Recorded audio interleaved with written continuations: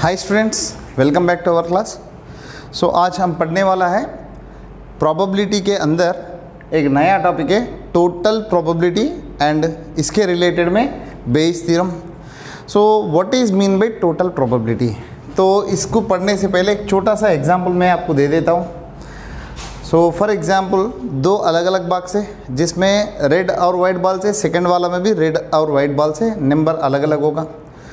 सो आपको एक टास्क दिया गया है, तो आप दोनों बॉक्स में से कोई भी एक बॉक्स सेलेक्ट करो, उसमें से रेड बॉल लेके आओ।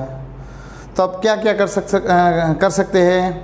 तो मान लो पहली बॉक्स सेलेक्ट किया, उसके अंदर से एक रेड बॉल निकाला, एक वे होगा। या आपके पास दूसरा तरीका भी है, सेकंड बॉक्स सेलेक्ट करो, उसके अंदर से एक रेड बॉल निकालो।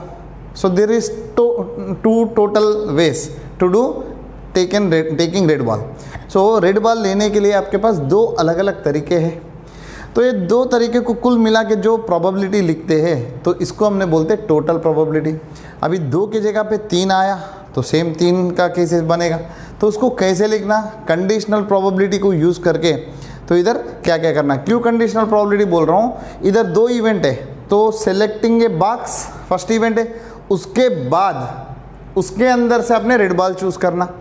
सो after happening a first event you are going to do second event. So इसको हमने बोलते हैं कंडीशनल प्रोबेबिलिटी। सो चलो देखते हैं स्टूडेंट्स। अभी टोटल प्रोबेबिलिटी में क्या होता है, फॉर एग्जांपल एक रैंडम एक्सपेरिमेंट है। इधर वो रैंडम एक्सपेरिमेंट के अंदर E1, E2, E3 up to so on En, these are non zero मतलब ए कोई भी एम्प्टी नहीं है, म्यूचुअली एक्सक्लूसिव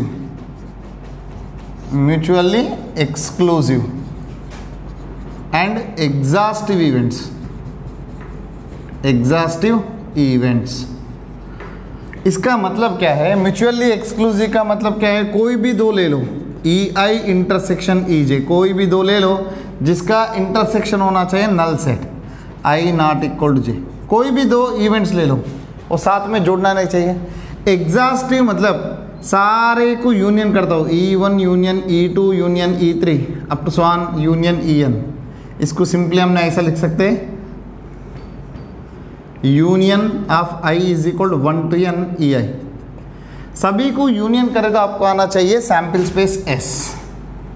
इसका मतलब है, देखो सैंपल स्पेस ऐसा होना चाहिए, this is the sample space I am taking.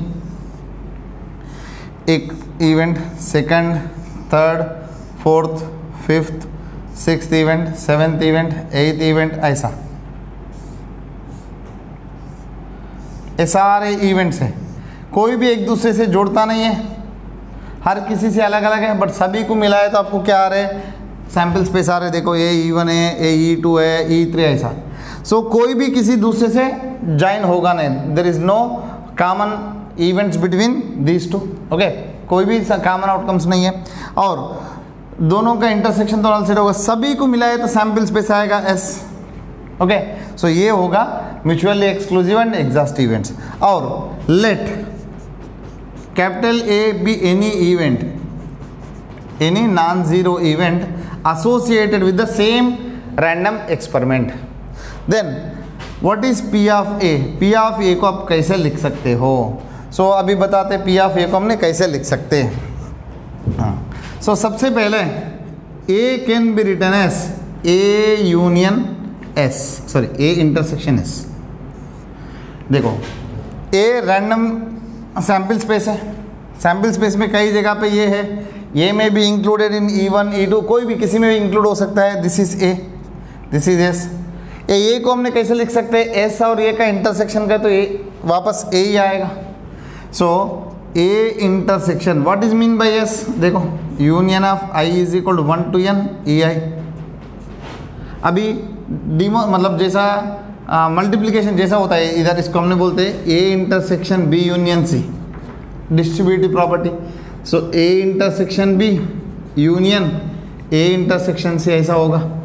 ऐसा इधर भी ये हो जाएगा, union I is equal to 1 to n A intersection EI। इसका मतलब है देखो ए इंटरसेक्शन ऑफ ब्रैकेट में E1 union E2 union E3 union up to so on En है, तो ये ए इंटरसेक्शन है, हर एक इवेंट को लगेगा ए intersection E1 union A intersection E2 union, ऐसा ए इंटरसेक्शन En तक। तो सभी को हमने इतना लंबा लिखने की जगह पे union I is equal to 1 to n A intersection EI लिख सकते हैं। अभी हमने देखते दो इवेंट्स ले रहा हूँ EI एंड EJ। ये दोनों कैसे है आपको इधर पता है, म्यूचुअली एक्सक्लूसिव है। अभी ए इंटरसेक्शन EI ले रहा हूँ, ए इंटरसेक्शन EJ ले रहा हूँ। इधर आपको दो इवेंट्स है, बहुत सारे इवेंट्स है, n इवेंट्स है, A intersection E1 A intersection E2। ये सारे इवेंट्स कैसे हैं तो ये मैं जानना चाहता हूँ, उसके लिए दोनों का इंटरसेक्शन ले रहा हूँ। अब दोनों में से मैंने ए इंटरसेक्शन कॉमन ले सकता हूँ, EI इंटरसेक्शन EJ। इसका वैल्यू कितना था, null set. A intersection null set करो तो वापस नल सेट। देखो इधर दो इवेंट्स का मैंने इंटरसेक्शन कर तो क्या है, नल सेट आया। इसका मतलब है ये दोनों इवेंट्स है म्यूचुअली एक्सक्लूसिव। सो इसका मतलब है A intersection EI comma A intersection EJ are mutually exclusive. Mutually exclusive, mutually exclusive है। फॉर एग्जाम्पल इधर कंडीशन है, if A intersection B null set है, म्यूचुअली एक्सक्लूसिव है। So P of A union B को directly हमने ऐसा लिख सकते हैं, P of A plus P of B. Intersection वाला पार्ट नहीं आएगा। सो ये बेसिस पे अभी मैं क्या कर रहा हूँ, पी ऑफ ए ले रहा हूँ, P of A probability of A. So A को कैसा लिख सकते हैं, ये वाला देखो, पी ऑफ ए को हमने ऐसा लिख सकते हैं union I is equal to 1 to n A intersection EI। अब हमने देखा था ये सारे इवेंट्स है म्यूचुअली एक्सक्लूसिव है। So P of A union B को कैसे लिखा, P of A plus P of B लिखा। सो ये भी ऐसा होगा, P of A intersection E1 plus P of A intersection E2 plus up to so on P of A intersection EN। इसको simply summation I is equal to 1 to n P of A intersection EI ऐसा लिख सकते हैं, या summation I is equal to 1 to n using multiplication theorem of probability. इसको हमने ऐसा लिख सकते हैं, P of EI into P of A after EI। जैसा आपको पता है P of A intersection B को हमने कैसे लिख सकते हैं, P of A into P of B after A, और P of B into P of A after B, ऐसा लिख सकते हैं। So therefore probability of any event can be written as this. इसको हमने बोलते हैं टोटल प्रोबेबिलिटी, इसको हमने बोलते हैं टोटल प्रोबेबिलिटी। इसका एक सिंपल एग्जांपल देता हूँ मैंने, तो आपको सिर्फ ये फार्मूला याद रखना, इसका डेरिवेशन का ज़रूरत नहीं पड़ेगा, किधर भी just for reference I am giving the derivation.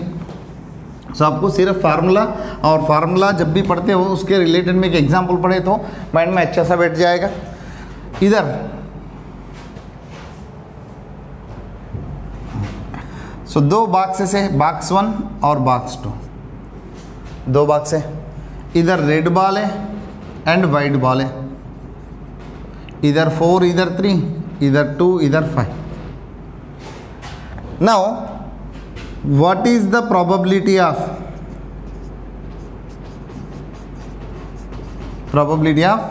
selecting a red ball? इधर इवेंट क्या है, if two balls are having different composition of red and white color balls and you are asked to select a box randomly and selecting a red ball from it randomly, okay, then what is the probability that, आपने एक ball निकाला, सो वो ball red होने के लिए probability क्या है, okay. So you are select, दो बॉक्स दिया आपको, तो आपने दो बॉक्स में से आपका मर्जी पड़े एक बॉक्स चूज़ किया, चूज़ करके उसमें से एक बॉल निकाला। देखो चूज़ करने में भी आपके पास दो चांस है, बॉक्स 1 या बॉक्स 2। बॉक्स 1 सेलेक्ट किया मान लो, उसमें से बॉल सेलेक्ट करने के लिए आपके पास बहुत सारे ऑप्शन है, इसमें 4 रेड बॉल से 3 वाइट बॉल से कोई भी बॉल आ सकता है। सो मुझे रेड बॉल सेलेक्ट करने का प्रोबेबिलिटी क्या है, हम जो सेलेक्ट किया वो बॉल रेड होने का प्रोबेबिलिटी क्या है। सो फर्स्ट ऑफ ऑल आपको दो बॉक्स सेलेक्ट करना, आपका काम देखो सीरियल वाइज जाओ। पहला आपने क्या करते हो, दो बॉक्स को सेलेक्ट करते हो, वो लिखो E1 comma E2 are events of selecting box 1 and box 2। Okay, हाँ, बॉक्स 1 और 2 को चूज करने के लिए कोई भी कंडीशन नहीं दिया है, तो आप रैंडमली सेलेक्ट कर सकते हो। मतलब पहली बॉक्स को चूज करने का जितना आवश्यकता है, सेकंड बॉल को चूज करने का भी उतना ही है। सो ये हो जाएगा दोनों का probability half of. Now let R be the event of selecting red ball. Red ball select करने का इवेंट जो है उसको हमने आर लिया। Then so probability of R after E1, ये क्या होगा? After happening of event E1 you are going to do event R। इसका मतलब है पहले बॉक्स सेलेक्ट करने के बाद उसमें अंदर से, उसके बॉक्स से अंदर से रेड बॉल सेलेक्ट कर रहे हैं। सो this is probability of selecting red ball from box 1। हाँ, अब देखो बॉक्स 1 का कंपोजिशन देखो, कितना बॉल्स है इधर? टोटल 7 बॉल्स है। इसमें से रेड बॉल सेलेक्ट करना है तो 4 ऑप्शन है आपके पास। ये हो जाएगा 4/7 या 4C1/7C1। P of R after E2 क्या होगा? Same to same probability of selecting red ball from box 2। So ये हो जाएगा बॉक्स 2 में कितने बॉल्स है? 5 + 2 7 है। तो इधर रेड बॉल्स कितना है? 2 है। सो ये हो जाएगा 2/7। हाँ, अब देखो, सो रिक्वायर्ड प्रोबेबिलिटी क्या है? आपको रेड बॉल से मतलब है, required probability P of R, आपको रेड बॉल से मतलब है। तो इससे पहले जो देखो ए इवेंट ये है, इसको हमने कैसे लिख सकते हैं? P of EI into P of A after EI। तो इसके हिसाब से ये हो जाएगा summation I is equal to, इधर कितना बॉक्सेस है? 2 ही बॉक्सेस है, 1 to 2, या डायरेक्टली लिखता हूँ P of E1 into P of R after E1 plus P of E2 into P of R after E2। सो शायद आपको दिख रहा है या नहीं दिख रहा है, एक बार चेक करता हूँ मैंने, या दिख रहे हैं। अब देखिए स्टूडेंट्स, इससे आपको इजीली पता चल रहा है। देखो पहला कंडीशन क्या है? बॉक्स 1 सेलेक्ट किया, उसके बाद में से क्या किया आपने? उसके अंदर से आप एक रेड बॉल निकाल रहे हैं, एक तरीका है। दूसरा तरीका क्या है? सेकंड बॉक्स सेलेक्ट करो, उसमें से अंदर से रेड बॉल निकालो। देखो इधर हमने फंडामेंटल थ्योरम ऑफ अरिथमेटिक हमने जो पढ़ा था, fundamental theorem of counting principle पढ़ा था परम्यूटेशन कॉम्बिनेशन में। जब 2 वर्क कॉन्सिक्वेंस मतलब कॉन्सिक्वेंटली 2 वर्क कर रहे थे, ओके, 2 वर्क एक के बाद एक कर रहे हैं, what is the number of ways of selecting that work या doing that work? Number of ways of doing first work into number of ways of doing second work. इधर मल्टीप्लिकेशन आता है। तो इधर भी आपने क्या कर रहे हैं? फर्स्ट बॉक्स सेलेक्ट कर रहे हैं, उसके अंदर से रेड बॉल निकाल रहे हैं, तब आपका पूरा काम खत्म हुआ।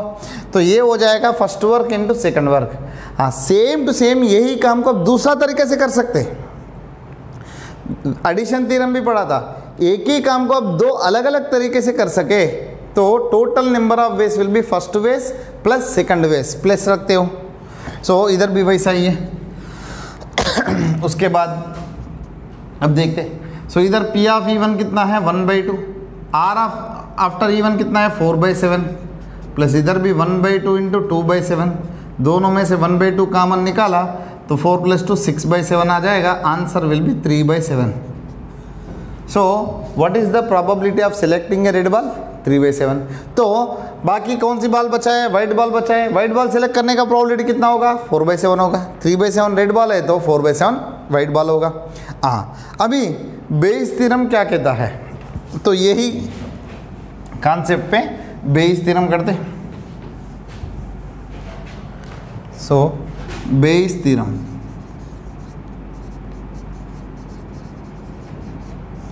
बेइस थ्योरम के हिसाब से P ऑफ E के आफ्टर A, E के आफ्टर A फाइंड करना। ये ऐसा होगा P of A after, generally इसका फार्मूला क्या होता है? A आफ्टर B का, इसका दोनों का intersection upon P of A। इसको हमने ऐसा लिख सकते हैं, अगेन ऊपर मल्टीप्लिकेशन थ्योरम यूज़ करें, P ऑफ E के into P of A after E के upon what is mean by P of A पूरा summation I is equal to 1 to n P of A after E के I into P of E I. देखो इसका मतलब है, पूरा का मतलब मैं समझाता हूँ। ये जो टोटल प्रोबेबिलिटी है, ओके, इसमें अलग अलग इवेंट्स छुपा हुआ है। देखो ये पहली वाला इवेंट है, सेकंड वाला इवेंट है, ऐसा थर्ड बॉक्स ले तो थर्ड वाला इवेंट है। तो आपने तो रेड बॉल तो निकाला, ये टोटल प्रोबेबिलिटी फाइंड किया, बट मुझे वो रेड बॉल जो है फर्स्ट बॉक्स से होने का प्रोबेबिलिटी क्या है ये बताता है आपको बेस थ्योरम। सो इधर यही क्वेश्चन में आपको ऐसा पूछा है, what is the probability, what is the probability that the red ball is from bag 1 या बॉक्स 1, ठीक है, बॉक्स 1। सो देखो ये दो इवेंट्स में से ये वाला इवेंट का पूछ रहे हैं, तो उसका प्रोबेबिलिटी कितना था, देखो 2/7, okay. So 2/7 by total probability 3/7, सो ये हो जाएगा 2/7। समझा स्टूडेंट्स? ये वाला जो है इसको अपने ऊपर लिखना चाहिए इसके हिसाब से, भाई नीचे टोटल प्रोबेबिलिटी रखना चाहिए। देखो इधर ये वाला जो है P of E1 into P of R after E1 अपन total probability P of are.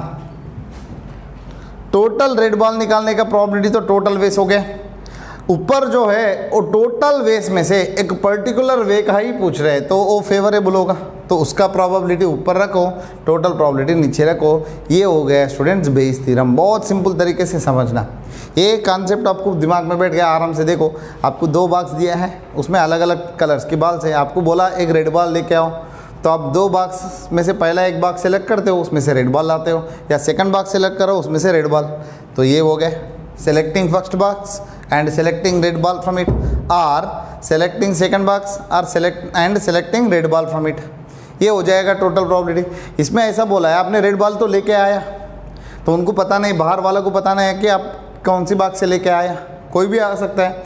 तो रेड बॉल लेके आने के बाद वो फर्स्ट बॉक्स से होने का प्रोबेबिलिटी क्या है, तो ये जो फर्स्ट बॉक्स वाला है वो ऊपर फिजिबल क्या बोलते हैं फेवरेबल आउटकम्स होगा, टोटल प्रोबेबिलिटी का टोटल आउटकम्स होगा, बस प्रोबेबिलिटी के रूल्स के हिसाब से।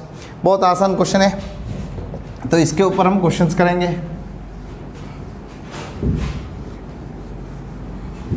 इसके ऊपर 2-3 क्वेश्चन करेंगे, उसके बाद रैंडम वेरिएबल के एक टॉपिक है, हमेशा कॉम्पिटिटिव में पूछता है, इसके ऊपर क्वेश्चन आता है, और रैंडम वेरिएबल के ऊपर भी क्वेश्चन आ सकता है। देखो स्टूडेंट्स, एक कंस्ट्रक्शन जॉब है, कंस्ट्रक्शन जॉब, इसमें स्ट्राइक होने का प्रोबेबिलिटी, ओके, स्ट्राइक होने का प्रोबेबिलिटी दिया है 0.65, ओके 0.65। उसके बाद जॉब कंप्लीटेड, जो भी काम दिया जाता है, job completed when there is no strike, जब स्ट्राइक नहीं है जॉब कंप्लीट होने का प्रोबेबिलिटी दिया है 0.8, और जॉब कंप्लीट होगा when there is a strike. Strike है तो ऐसा जरूर नहीं कि काम रुकेगा, काम बाहर वालों से करवा सकते, तो उसका प्रोबेबिलिटी दिया है 0.32। अभी ऐसा बोला है what is the probability that work can be done, work can be done. So strike होने का प्रोबेबिलिटी 0.6 है, तो नो स्ट्राइक, स्ट्राइक नहीं होने का प्रोबेबिलिटी कितना होगा। सो टोटल में से जितना पॉसिबिलिटी से, देखो कोई काम हो रहा है, वो काम चल रहा है, उसका अपोजिट क्या है, काम रुक गया, तो ऐसा स्ट्राइक हो रहे का प्रोबेबिलिटी 0.6 है, तो स्ट्राइक नहीं होने का probability rest of the thing that is कितना हो जाएगा 1 माइनस 0.65, दैट इज इधर आ जाएगा आपको 0.35। Okay, so first A event ले रहा हूँ, work done on time, work done on time, जो भी जॉब दिया गया है वो टाइम पे होने के लिए जो इवेंट है उसको ए ले रहा हूँ। बी ऐसा ले रहा हूँ when there is a strike, when there is a strike. Then what about B complement, when there is no strike, जब स्ट्राइक नहीं है वो। आपको वर्क कंप्लीट होना चाहिए, सो रिक्वायर्ड प्रोबेबिलिटी ये होगा, काम होना चाहिए और कैसे भी करवा दो। देखो इसका दो तरीका है। फॉर एग्जाम्पल देखो स्ट्राइक हो रहा है, ओके, स्ट्राइक होने के बावजूद भी काम होना चाहिए। देखो स्ट्राइक तो चल रहा है, स्ट्राइक होने के बावजूद भी when there is a strike, देखो conditional probability, work should be completed on time when there is a strike, given that there is a strike, ये एक हो सकता है। और when there is no strike, strike नहीं है तो काम हो सकता है, काम होने का probability P of A after B complement. देखो बी कॉम्प्लीमेंट मतलब देयर इज नो स्ट्राइक, ए आफ्टर बी कॉम्प्लीमेंट मतलब work can be finished on time when there is no strike.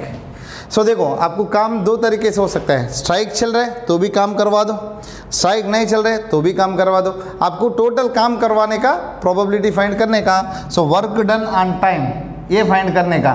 तो इसमें दो तरीका है, स्ट्राइक चलने टाइम पे भी काम खत्म करो, बिना स्ट्राइक नहीं चल रहे तो भी काम खत्म करवा, दो अलग अलग केसेस आ सकता है। तो ये कंडीशनल, ये टोटल प्रोबेबिलिटी देखो स्टूडेंट्स, ये केस और ये केस कुल मिला के जो बनता है इसको हमने बोलते हैं total probability, right. P of B, देखो स्ट्राइक होने का प्रोबेबिलिटी कितना है स्टूडेंट, स्ट्राइक होने का प्रोबेबिलिटी 0.65 है, into A after B, strike होने टाइम पे वर्क कंप्लीट होना चाहिए when there is a strike 0.32, plus P of B dash, strike नहीं होने का प्रोबेबिलिटी कितना है 0.35, इनटू जब स्ट्राइक नहीं है तो वर्क कंप्लीट होने का प्रोबेबिलिटी कितना है 0.80, ठीक है। तो आप इसको सिंप्लीफाई करो स्टूडेंट्स, ये आंसर आ जाएगा। सो 0.208 प्लस 0.28 आएगा, टोटल आंसर आपको आएगा 0.488, ओके 0.488 आएगा, ठीक है। सो ये टोटल प्रोबेबिलिटी, इसका सिंपल कैलकुलेशन ही करने का 0.488। सो this is the probability that work can be done, ये टोटल प्रोबेबिलिटी से।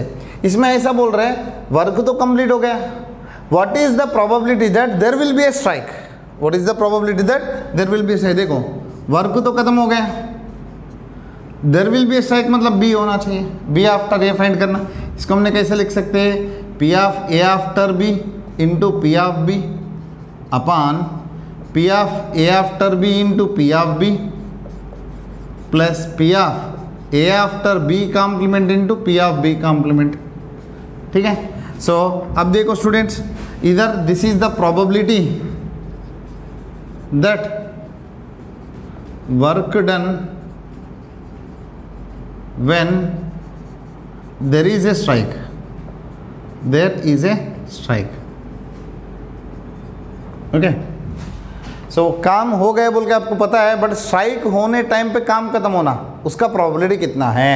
देखो काम खत्म होने का टोटल प्रोबेबिलिटी तो नीचे लिख दिया, और स्ट्राइक होने टाइम पे काम खत्म होने का प्रोबेबिलिटी ऊपर लिख दिया। कितना है इधर देखो, स्ट्राइक होने टाइम पे प्रोबेबिलिटी का कितना है 0.208 है, 0.208 बाय 0.488, सो 208 अपॉन 488 चाहिए तो आप सिंप्लीफाई कर सकते हैं इसको, 4 से कट के तो 4 5 जा, 4 2 जा, 4 1 जा, 4 2 जा, 4 2 जा अगेन 26 61, बस 26/61। ये प्रोबेबिलिटी होगा work is done on time when there is a strike, okay, when there is a strike.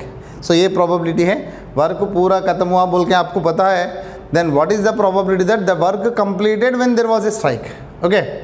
आपको पता है काम तो खत्म हो गया, ओके, काम खत्म होने का प्रोबेबिलिटी तो नीचे टोटल हो गया, और ये कब का होना चाहिए, जब स्ट्राइक चल रहे तब होने का प्रोबेबिलिटी कितना है, तो ये वाला हो गया। नेक्स्ट देखते स्टूडेंट्स,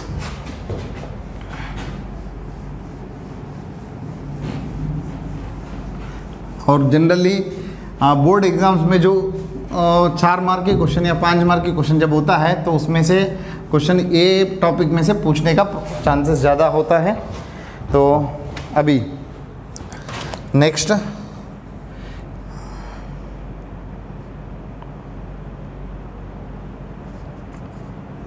देखो इधर 3 बॉक्सेस दिया है, बॉक्स 1, बॉक्स 2, बॉक्स 3। इधर ग्रीन कलर बॉल से, सॉरी गोल्ड कॉइन से एंड सिल्वर कॉइन से। सो हर एक बॉक्स में 2-2 कॉइन्स है। इसमें 2 गोल्ड कॉइन है, 9 सिल्वर कॉइन। इसमें 0 गोल्ड कॉइन, 2 सिल्वर कॉइन्स। इसमें 1 कॉइन है। ओके, ये डिफरेंट कॉइन्स रहा है अलग अलग बॉक्स में। A box is selected at randomly select किया, and a coin is selected from it found to be gold. मतलब कोई भी एक बॉक्स सेलेक्ट किया, उसमें से कॉइन निकाला, वो गोल्ड बोल के आपको पता चला। Then what is the probability that the second coin in the box also gold.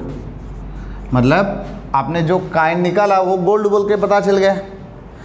पता चलने के बाद जो बॉक्स में बचा हुआ कॉइन है वो भी गोल्ड होना चाहिए। मतलब इनडायरेक्टली उनका कहना ये है कि what is the probability that the coin chosen, gold coin chosen is from box 1। Okay, so इधर देखो P of E1, P of E2, P of E3। These are the probabilities of selecting box 1, box 2, box 3. There is no condition, सभी equally likely है, सबका probability same होना चाहिए। 1/3, 1/3, 1/3, तीनों को add करा तो 1 आना चाहिए, याद रखना। उसके बाद अब गोल्ड कॉइन निकाल रहे हैं, सो G is the total probability, P of G is the total probability. तो गोल्ड कॉइन निकाल रहे हैं, मतलब देखो G after E1, selecting A gold coin from first box, selecting a gold coin from second box, selecting a gold coin from third box। बहुत simple है। सो क्या है, फर्स्ट बॉक्स में गोल्ड कॉइन्स कितना है 2 अपान टोटल कॉइन्स 2 है। सो इधर कोई भी कॉइन सेलेक्ट करो आपको गोल्ड ही निकलेगा, तो श्योर इवेंट है। इसमें गोल्ड कॉइन आने का प्रोबेबिलिटी कितना है, गोल्ड कॉइन तो है ही नहीं, 0/2, 0। इसमें गोल्ड कॉइन है कि एक सिल्वर कॉइन है, टोटल 2 है तो 1/2। अभी गोल्ड कॉइन निकालने का प्रोबेबिलिटी कैसा है, समेशन, या डायरेक्टली आप लिख देता हूँ P of E1 into P of G after E1 plus P of E2, second box select करो, उसमें से गोल्ड कॉइन निकालो, प्लस थर्ड बॉक्स सेलेक्ट करो, उसमें से गोल्ड कॉइन निकालो, फ्रॉम टोटल प्रोबेबिलिटी डेफिनेशन। ठीक है, नाउ कितना हो जाएगा, सभी में से सभी का वैल्यूज, तीनों का वैल्यूज 1/3 है तो कॉमन निकाला, तो 1 + 0 + 1/2, 1 + 1/2 हो जाएगा 3/2, 1/3 इंटू 3/2, ये हो जाएगा 1/2। Now the probability that selected probably that the second coin in the box, second coin in the box is also gold। इसका मतलब है we know that the selected coin is gold. What is the probability that the selected gold coin is from box 1? Is from box 1। देखो आपको पता है कि gold coin तो select हुआ है, वो फर्स्ट बॉक्स में से आना चाहिए, मतलब E1 गिवन दैट G। सो ये हो जाएगा from Bayes theorem P of G after E1 into P of E1 by P of G, total probability. अब देखो P of G after E1 कितना है, E1 value 1/3, G after E1 value 1, so 1/3 into 1 by total probability कितना है 1/2, answer आ जाएगा आपको 2/3। सो हम देखो टोटल प्रोबेबिलिटी भी फाइंड किया और बेस थ्योरम के हिसाब से जो गोल्ड कॉइन हमने निकाला, what is the probability that it is from the box 2। ये देखो ये टोटल प्रोबेबिलिटी क्या है, आपको गोल्ड कॉइन आया है बस, वो किससे है पता नहीं है, बट पहले वाला बॉक्स में से होना चाहिए, तो उसका कंडीशन ये है 2/3 है। ठीक है, हाँ सर ये ले सकते हैं, मतलब देखो जब ओनली सिर्फ ये ले रहे हो तो सेकंड वाला का कंसिडर ही नहीं कर रहे। आपको ये पक्का पता है कि बॉक्स 1 ही सिलेक्ट किया आपने, उसमें से आप गोल्ड कॉइन निकाल रहे हैं, ठीक है, तो सिर्फ ये लिखे तो कितना आ जाएगा 1/3 into 1. This is the probability that selecting first box and selecting gold coin from it. Okay, ठीक है, ये वाला नहीं होगा, इसका मीनिंग अलग है, इसका मीनिंग अलग है. Okay, right. उसके बाद ये बहुत सिंपल क्वेश्चंस है, ये सभी ऐसी टाइप के होंगे, बेस थ्योरम के ऊपर क्वेश्चंस सभी में ऐसा ही है. अब थ्योरेटिकली अच्छा एक्सप्रेशन करना चाहिए बोर्ड एग्जाम्स में या कॉम्पिटेटिव में तो फटाफट कर सकते. राइट. उसके बाद एक फैक्टर ये है, ये स्क्रूज तैयार करता है, स्क्रू बोल्ट तैयार करता है. ओके, तो इसके पास 3 अलग अलग यूनिट्स है, first unit, second unit, third unit. Okay, 3 units में वो क्या प्रोड्यूस करता है, बोल्ट्स प्रोड्यूस करता है, बोल्ट्स. ठीक है, बोल्ट्स. ओके, इसमें कितना प्रतिशत, इसमें 25%, टोटल प्रोडक्शन में इधर 35%, इधर 40% प्रोडक्शन होता है. उसके बाद इसमें डिफेक्टिव वाला, ओके, जो बोल्ट्स प्रोडक्शन होता है उसमें कुछ तो कुछ डिफेक्टिव होगा. पहले वाला में 5% डिफेक्टिव होगा, सेकंड वाला में 4%, थर्ड वाला में 2% डिफेक्टिव होगा. अभी सो इधर E1, E2, E3 are events of selected bolt, selected bolt from first या सेकंड या थर्ड यूनिट. देखो पूरा बंच पता है, पूरा बोल्ट्स का ब्लॉक्स पड़ा हुआ है, उसमें से मैंने एक बोल्ट उठाया. Okay, so E1 is the probability that you are selecting a bolt from first unit. E2 is the event that you are selecting a bolt from second. E3 is the event from you are selecting a bolt from third. So P of E1 कितना होगा, total production में E1 का हिस्सा कितना था 25%, 25/100. ऐसा P of E2 कितना था 35/100. P of E3 कितना था 40/100. ये हो गया. उसके बाद D is the event of selecting a defective bolt. आप एक डिफेक्टिव बोल्ट सेलेक्ट कर रहे हैं. ओके, सो देखो D आफ्टर E1, इसका मतलब क्या है, आपने पहला एक फर्स्ट पार्ट सेलेक्ट किया, मतलब पहला यूनिट सेलेक्ट किया, उसका सारे प्रोडक्ट में से एक डिफेक्टिव बोल्ट निकाल रहे हैं. सो this is the event of selecting defective bolt from unit 1 production. Okay, ऐसा P of D after E2, same selecting a defective bolt from second unit. D after E3 selecting a defective bolt from third unit. तो कितना है, पहला वाला unit में कितना percent आ जाएगा 5%, तो 5/100. सेकंड वाला में 4/100, थर्ड वाले में कितना दिया है 2/100. हाँ, अभी required probability of selecting a defective bolt चाहिए. आप किधर से ले वो पता नहीं है, बट एक डिफेक्टिव बोल्ट आना चाहिए. तो क्या हो सकता है, summation I is equal to 1 to 3, 3 ही केसेस है. P of EI into P of D after EI. पहला यूनिट को सिलेक्ट करो, उसके बाद उसका प्रोडक्शन में से डिफेक्टिव बोल्ट निकालो. देखो पहला कितना था 25/100 था, फर्स्ट यूनिट सेलेक्ट करने का, उसमें से डिफेक्टिव निकालने का 5/100 था. सेकंड 35/100 था, 4/100 था. थर्ड वाला 40/100 था, 2/100. ठीक है, अब इसको सिंप्लीफाई करो तो आंसर आ जाएगा.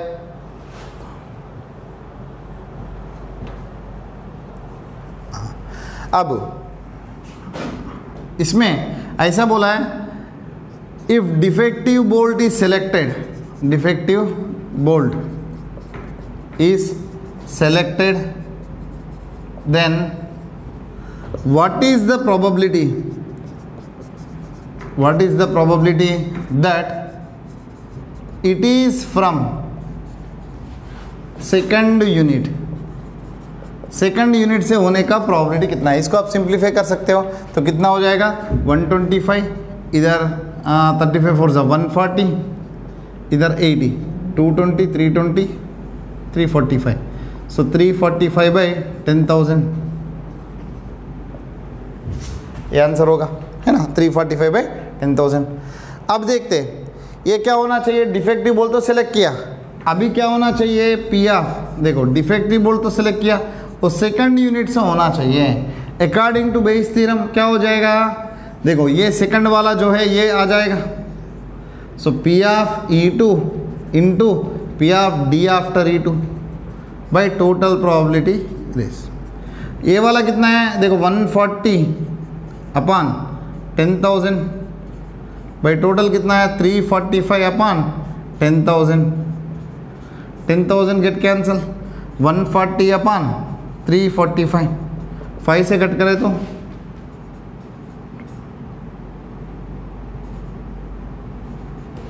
28/69। सो ये रिक्वायर्ड प्रोबेबिलिटी होगा, समझे स्टूडेंट्स। देखो सिंपल 3 इवेंट्स है, selecting defective bolt from first unit, second unit, third unit, उसका प्रोबेबिलिटी उसने क्वेश्चन में दिया है, परसेंटेज के हिसाब से प्रोबेबिलिटी आ जाएगा। उसके बाद डिफेक्टिव बोल्ट सेलेक्ट करने का एक पर्टिकुलर यूनिट में से, so D after even means selecting a defective bolt from unit 1, selecting a defective bolt from unit 2, selecting defective bolt from unit 3, उसका प्रोबेबिलिटीज भी क्वेश्चन में दिया है, आपको कुछ नहीं करना। Now what is the probability of selecting a defective bolt entirely, आपको एक बोल्ट सेलेक्ट करने के लिए बोला, आपने डिफेक्टिव बोल्ट सेलेक्ट करने का प्रोबेबिलिटी क्या होगा, पहला आपने फर्स्ट यूनिट सेलेक्ट किया उसमें से defective bolt, second unit select किया उसमें से डिफेक्टिव, थर्ड यूनिट सेलेक्ट किया उसमें से डिफेक्टिव बोल्ट सेलेक्ट किया, तो ये टोटल प्रोबेबिलिटी आ गया। उसके बाद आपको पता है कि you are selected a defective bolt, what is the probability that defective bolt belongs to the second unit, तो ये हो जाएगा बेइस थ्योरम के हिसाब से।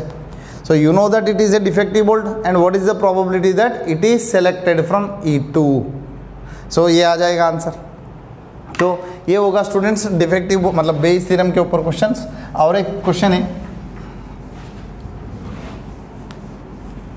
सो CBSE में क्या है, जैसा वैल्यू बेस्ड क्वेश्चंस आता है, वैल्यू बेस्ड मतलब क्वेश्चन, एक क्वेश्चन ऐसा आपको देगा और पूरा क्वेश्चन सॉल्व करने के बाद 1 or 2 marks will be given for value. जैसा अभी एक क्वेश्चन बता रहा हूँ तो इसके ऊपर वैल्यू बेस्ड कैसे आंसर लिखना है मैं बताता हूँ। Doctor visited patient house, patient house, so एक पेशेंट को विजिट कर रहे हैं डॉक्टर, कैसे विजिट करेगा, by train,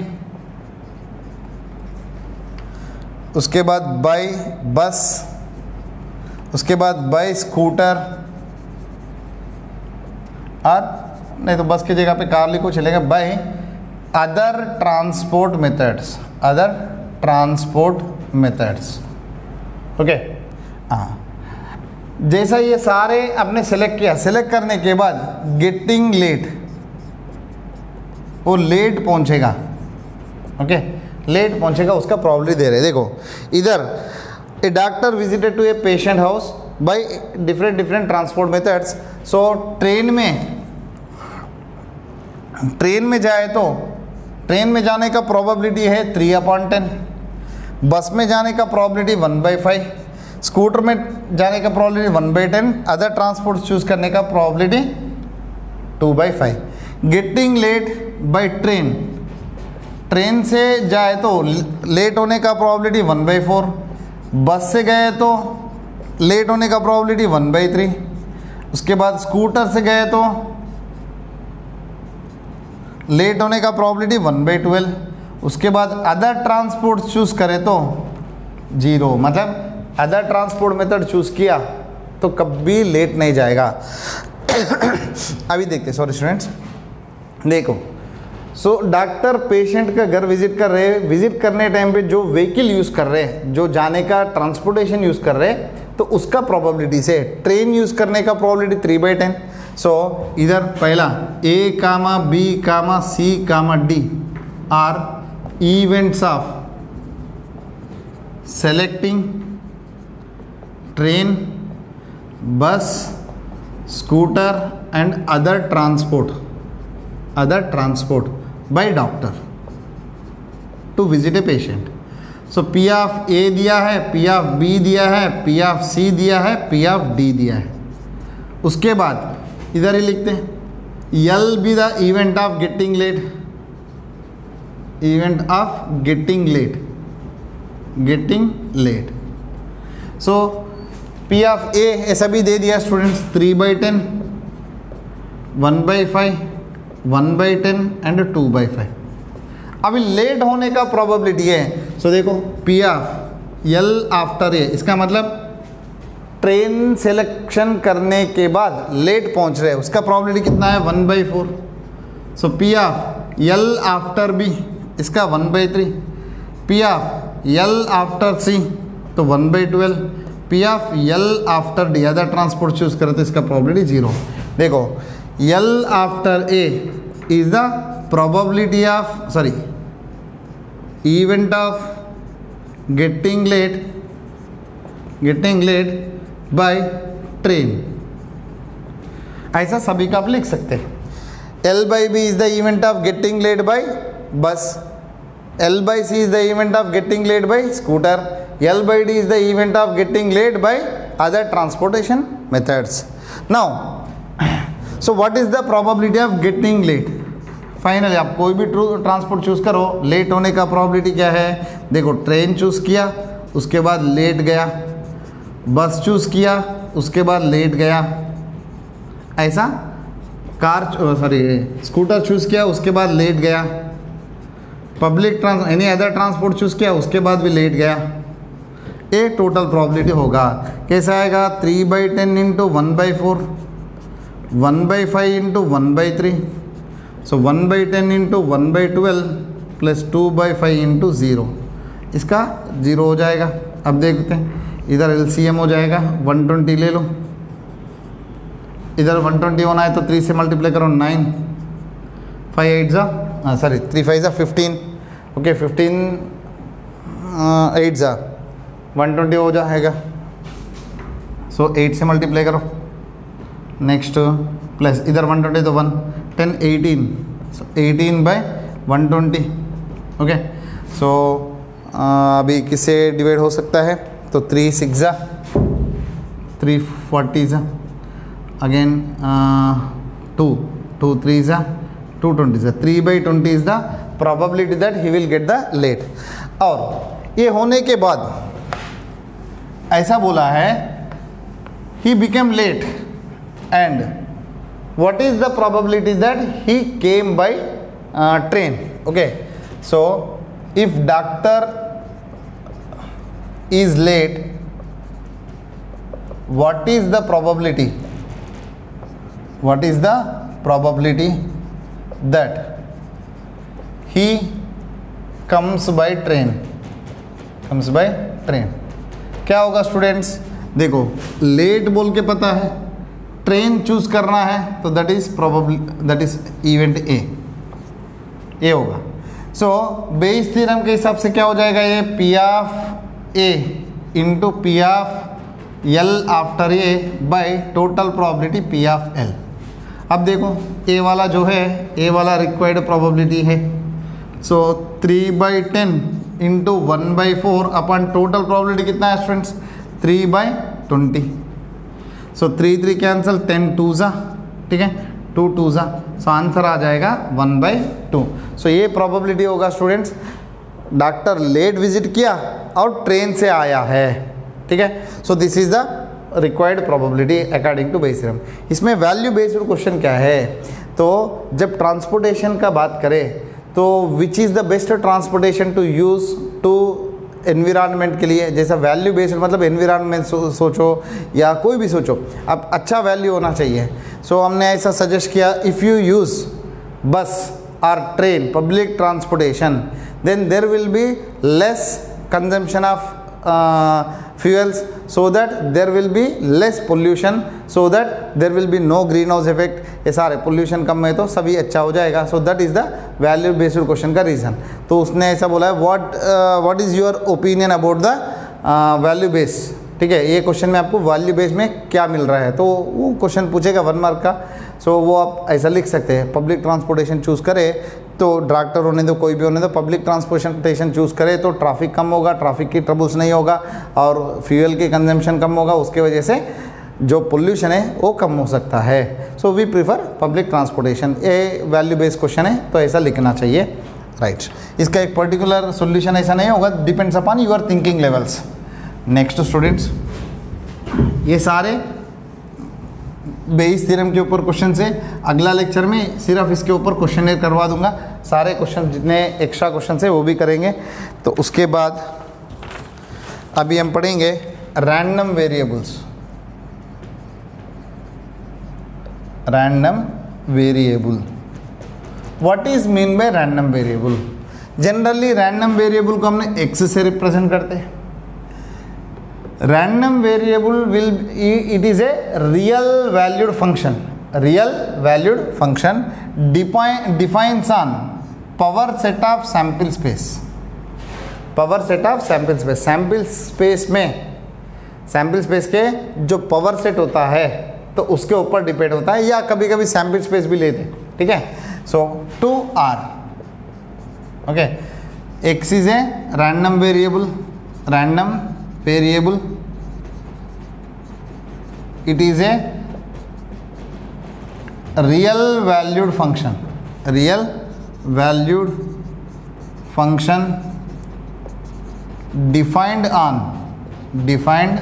on sample space. Sample space, या आप ऐसा भी बोल सकते power set of sample space. ठीक है. हाँ, तो इसमें power set of sample space में, ये सैम्पल स्पेस में क्या होता है, इवेंट्स होता है. हर एक इवेंट को एक रियल नंबर के साथ जोड़ेगा. हर एक इवेंट को एक रियल नंबर से के साथ एसोसिएट करेगा. फंक्शन में क्या है, मैपिंग है. ओके. तो इसमें सारे इवेंट्स हैं, इसमें सारे रियल नंबर्स है, तो रियल नंबर्स को जोड़ दो, मतलब इवेंट्स को रियल नंबर के साथ जोड़ दो. Simple mapping. So it is called a random variable. ठीक है. सो जैसा हमने फॉर एग्जाम्पल मैंने x एक रैंडम वेरिएबल ऐसा डिफाइन किया, number of heads. Number of heads when a coin tossed twice.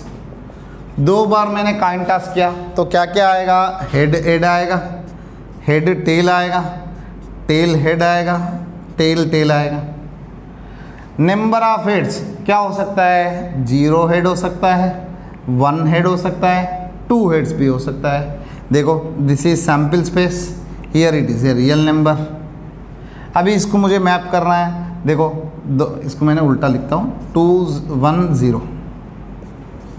देखो 2 हेड्स है तो इसको ज्वाइन कर दो. ये दोनों में क्या है, एक ही हेड है तो this will be joined here, this will be joined here. इधर 0 हेड्स है. देखो ए सिंपल मैपिंग है. It is called a random variable.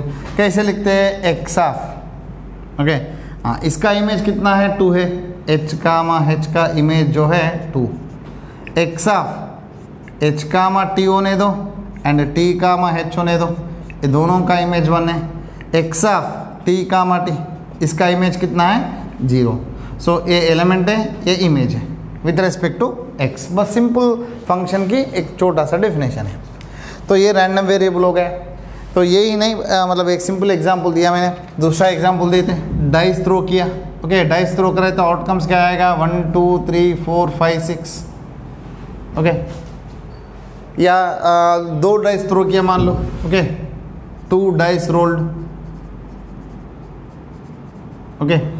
2 dice roll किया तो क्या क्या आउटकम्स आएगा, सैम्पल स्पेस देखो तो 1 1 1 2 up to so on last 6 तक आएगा. मैंने रैंडम वेरिएबल को ऐसा डिफाइन किया. Okay. Sum on the number, sum on the top of 2 dices. 2 dice throw किया, जो ऊपर नंबर दिखता है उनका सम.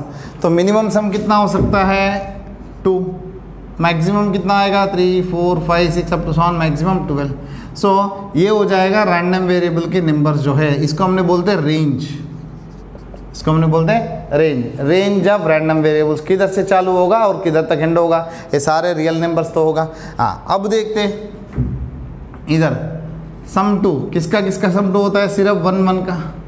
सम 3 किसका होता है, किसका किसका सम 3 हो सकता है, 1 2 एंड 2 1 का। सम 4 किसका होगा, 1 3 2 2 3 1, इसका 4 होगा। 5 किसका हो सकता है, 1 4 2 3 3 2 एंड 4 1। 6 किसका होगा, 1 5 2 4 3 3 4 2 5 1। सम 7 किसका हो सकता है, देखो 1 6 2 5 3 4 4 3 5 2 एंड 6 1, ये सम 7 होगा, देखो ये मैक्सिमम। उसके बाद सम 8 किसका हो सकता है, देखो सम 8 होना है तो 1 7 तो नहीं आएगा, तो क्या होना चाहिए 2 6 3 5 4 4 5 3 एंड 6 2। सम 9 किसका हो सकता है, देखो 2 से चालू करो तो 2 7 होना चाहिए, नहीं आएगा, तो 3 से चालू करो 3 6 4 5 5 4 एंड 6 3। उसके बाद सम 10 किसका हो सकता है, सम 10 आना है तो 4 से चालू करो 4 6 एंड 5 5 एंड 6 4। सम 11 किसका हो सकता है, 5 6 एंड 6 5। सम 12 किसका हो सकता है, 6 6। ओके, सो ये मैपिंग होगा ऐसा, एक्स ऑफ 1 कामा 1 को 2 से मैपिंग करते, एक्स ऑफ ये दोनों एलिमेंट्स का इमेज होगा 3 ऐसा। सो ये होगा रैंडम वेरिएबल।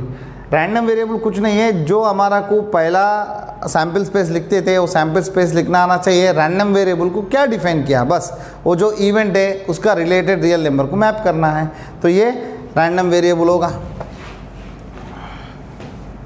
उसके बाद probability of random variable. Probability क्या होता है रैंडम वेरिएबल का,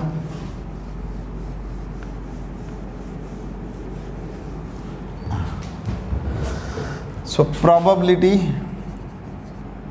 distribution, probability distribution of a random variable. Distribution is nothing but table जैसा लिखने का of a random variable.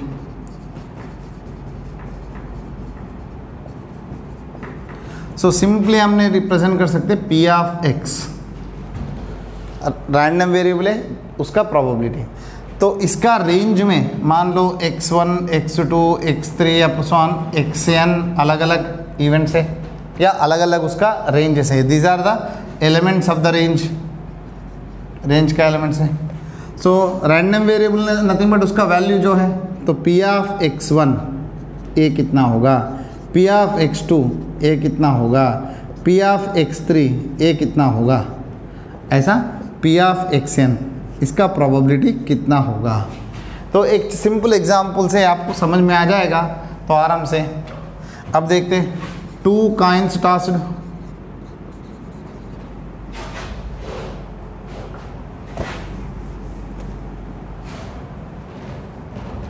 So 2 coins are tossed, 2 coins को हमने टॉस किया। एक्स को ऐसा डिफाइन किया, number of heads, okay.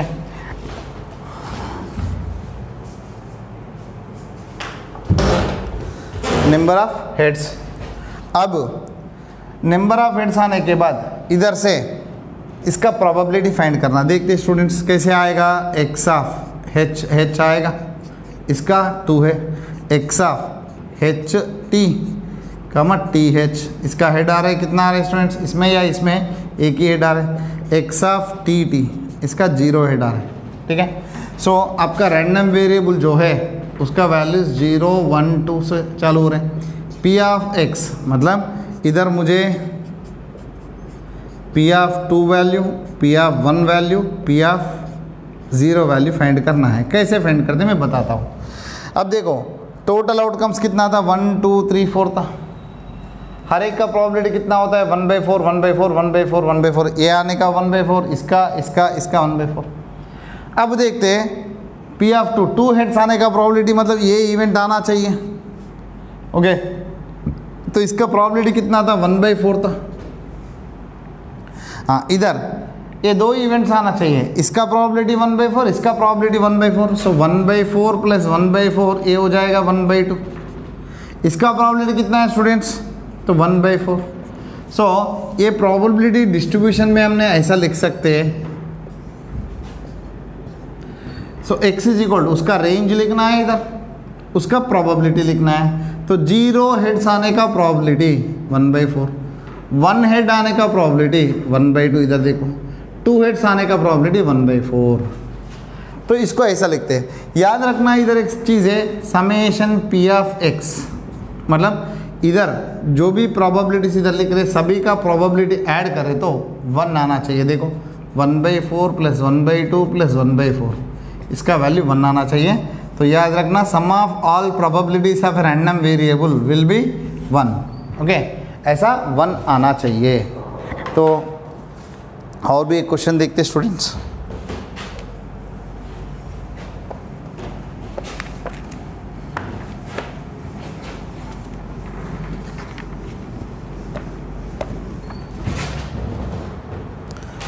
So 2 cards,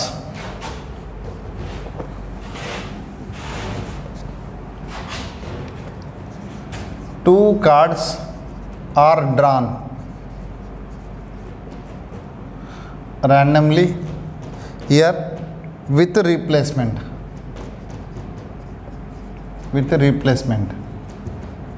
from a 52 pack of cards में से।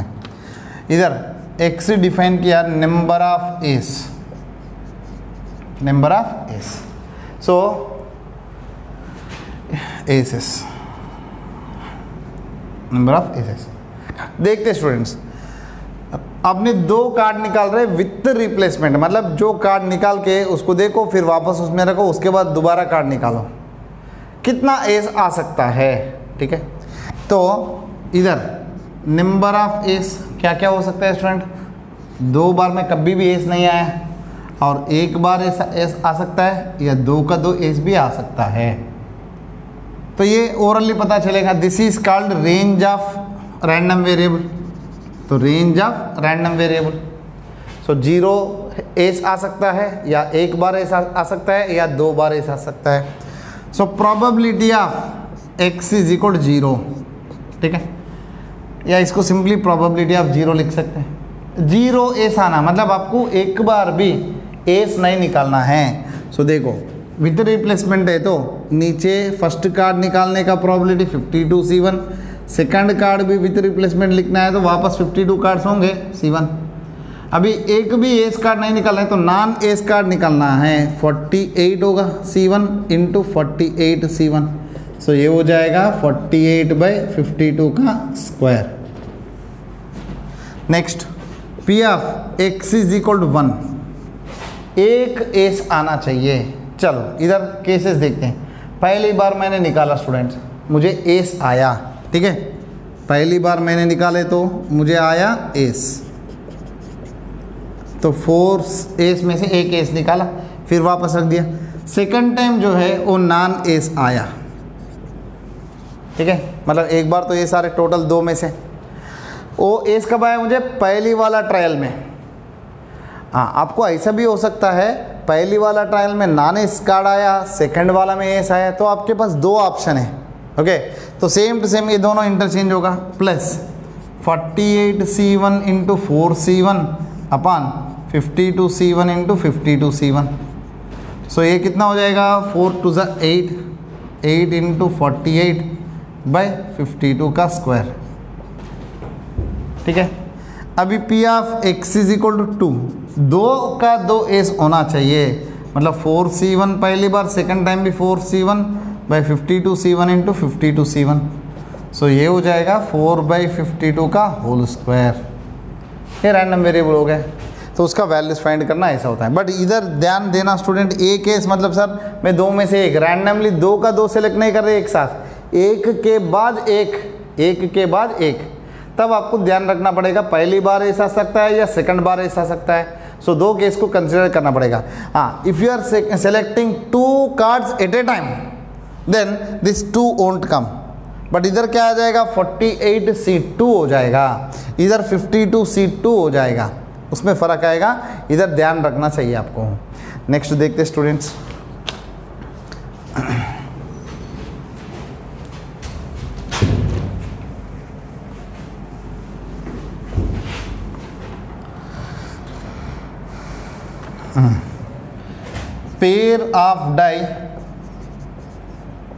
pair of die thrown 3 times. X is number of doublets. Number of doublets. Then what is probability distribution of X? देखो पहली बार मैंने throw किया, एक outcome आया, इसमें 2 results होंगे। सेकंड बार थ्रो किया, एक आउटकम आएगा, इसमें भी 2 रिजल्ट्स होंगे। थर्ड बार थ्रो किया, ठीक है। हाँ, इसमें देखो स्टूडेंट्स, इधर एक्स क्या बोला है, नंबर ऑफ डबलेट। डबलेट मतलब दोनों सेम नंबर्स आने वाला। देखो इधर मान लो डबलेट आया है, ओके, तो एक बार हो सकता है, या ये दोनों जगह पे नहीं आया, इधर आया, ये दोनों पे नहीं आया, इधर आया। तो डबलेट आने के लिए, मतलब एक डबलेट आने के लिए आपको 3 अलग अलग चांसेस है।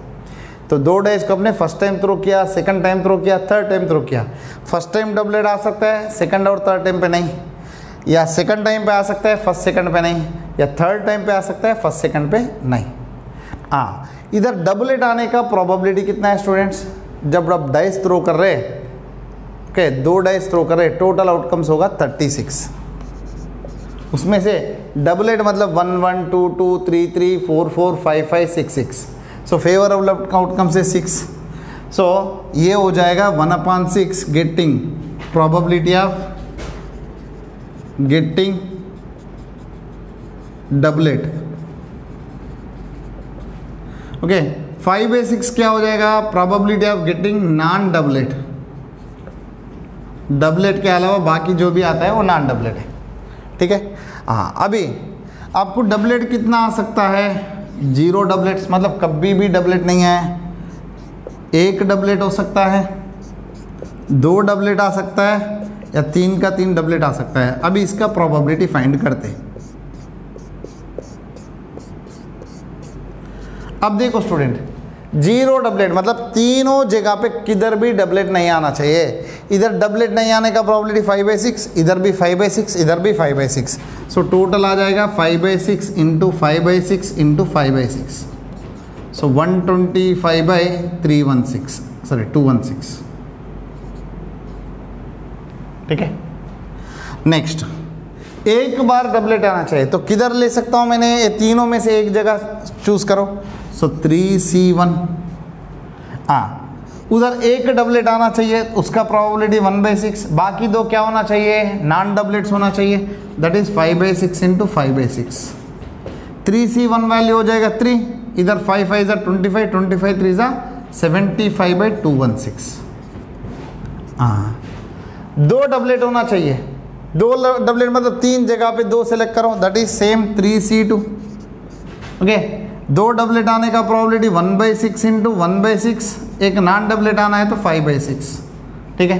तो 3C2 वैल्यू अगेन 3, 3 5 ज़ा 15/216। अभी 3 का 3 डबलेट होना है तो देयर इज नो सिलेक्शन, सभी में डबलेट आना ही चाहिए, तो 1/6 into 1/6 into 1/6, this will be 1/216। अब देखो स्टूडेंट, टोटल कितना हो जाएगा, टोटल 1 आना चाहिए, सो summation P of X value देखो 125 + 75 200, 215 + 1 216, सो 216/216 1 आ रहा है, सो ये सही है। सो ये प्रोबेबिलिटी डिस्ट्रीब्यूशन हो जाएगा। तो समझ गए स्टूडेंट्स, पेयर ऑफ डाई मतलब 2 डाइस को हमने कितने बार रोल कर रहे, 3 बार रोल कर रहे हैं। उसमें एक्स रैंडम वेरिएबल को ऐसा डिफाइन किया, number of doublets, okay, doublets आने का संख्या। तो कितने बार डबलेट्स आ सकते हैं, 0 बार, 1 बार, 2 3, तो उसके सारे प्रोबेबिलिटीज हमने फाइंड किया है। तो ये रैंडम वेरिएबल है स्टूडेंट्स, इसके ऊपर और भी एक दो टाइप के क्वेश्चन ऐसा आ सकता है। सो एक स्टूडेंट है, वो स्टूडेंट पढ़ने का number of hours, okay, a student can study number of hours, मतलब बहुत सारे स्टूडेंट के सर्वे है, उसमें इधर ऐसा दिया है P of X is equal to X, इधर 0 घंटे पढ़ने वाले कितने हैं, तो 0.1 स्टूडेंट्स हैं, मतलब टोटल में से 0.1 is the probability of students not studying, मतलब कोई भी नहीं पढ़ रहे। 1 या 2 घंटे पढ़ने वाला का प्रोबेबिलिटी है kx, 3 और 4 पढ़ने वाले का प्रोबेबिलिटी जो है k इंटू 5 - x, ओके। उसके बाद अदरवाइज मतलब उससे ज़्यादा पढ़ने वाला का प्रोबेबिलिटी 0 है। सो ये दिया है स्टूडेंट्स, इसको मैंने टेबल की फॉर्म में लिखता हूँ, इधर P of X is equal to X है।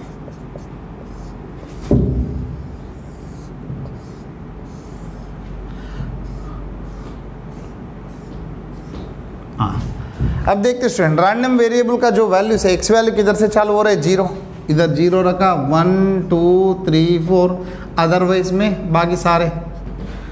अब देखते स्टूडेंट, 0 वाला प्रोबेबिलिटी कितना है 0.1, 1 आना है तो एक्स वैल्यू 1 लेना है, तो इधर कितना रखना पड़ेगा, एक्स वैल्यू 1 है तो k हो जाएगा, x इज इक्वल 2 लिए तो 2k हो जाएगा, इधर x इज इक्वल 3 लेता हूँ तो कितना हो जाएगा 5 - 3 that is 2k, x is equal 4 लेता हूँ 5 - 4 1k, अदरवाइज में 0। अब देखते स्टूडेंट, आपको k वैल्यू फाइंड करना। So summation P of X is equal to X, सारे प्रोबेबिलिटीज़ को ऐड करो तो 1 आना चाहिए, इसके हिसाब से सभी को ऐड करो, 0.1 प्लस ये सभी को ऐड करें तो 6k is equal to 1, 6k is equal to 0.9 हो जाएगा, k is equal to 0.9/6 that is 9/60, okay. So 3 3 ज़ा 3 20 ज़ा 3/20, k वैल्यू आ गया आपको 3/20, ठीक है। आपको चाहिए तो 5 से मल्टीप्लाई करके पॉइंट्स में भी कन्वर्ट कर सकते हैं, डेसिमल्स में। सो डेसिमल्स में कन्वर्ट करना है तो कितना हो जाएगा स्टूडेंट, 5 से मल्टीप्लाई का तो नीचे 100 हो जाएगा, 15/100 दैट इज k वैल्यू 0.15। हाँ, अभी P of what is the probability that exactly 2 hours. देखो, एक स्टूडेंट को हमने रैंडमली सेलेक्ट किया, what is the probability that he studies exactly 2 hours, exactly 2 घंटे पढ़ने वाला प्रोबेबिलिटी कितना है स्टूडेंट 2k, k वैल्यू कितना है आपको 0.15, सो ये हो जाएगा 0.3। इधर at least 2 hours, at least 2 hours, at least 2 hours मतलब क्या होगा स्टूडेंट, मिनिमम से मिनिमम 2 घंटा, 2 3 4 5 up to so on. So P of 2 plus P of 3 plus P of 4 up to so on, कितना आएगा स्टूडेंट, P of 2 का कितना है 2k plus 2k plus k plus 0, कितना हो जाएगा टोटल 5k, 5 इंटू 0.15, सो ये हो जाएगा 0.75। सो उसके बाद ऐसा बोला है एटमोस्ट 2 आवर्स,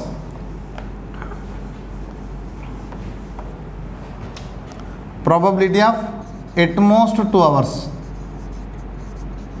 एटमोस्ट 2 आवर्स पढ़ने वाला स्टूडेंट, एटमोस्ट मतलब ज़्यादा से ज़्यादा 2 आवर्स, सो 0 1 2, तो इसका आ जाएगा P of 0 plus P of 1 plus P of 2।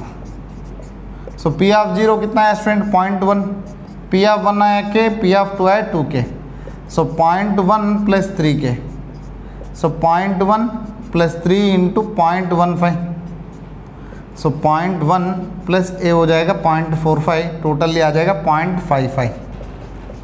So ये है स्टूडेंट्स, आपको डिजायर्ड प्रोबेबिलिटी, जो भी प्रोबेबिलिटी पूछता है उसको फाइंड करने का तरीका है। तो इसके बेस में बहुत सारे क्वेश्चन है एनसीईआरटी टेक्स्ट बुक में और अलग अलग कॉम्पिटिटिव में, वो भी कर लेना, तो ये क्वेश्चंस भी इंपॉर्टेंट है। सो आपको ये वीडियो पसंद आया स्टूडेंट, लाइक कीजिए और शेयर कीजिए, हमारा चैनल को सब्सक्राइब कीजिए। So thank you students, have a nice day.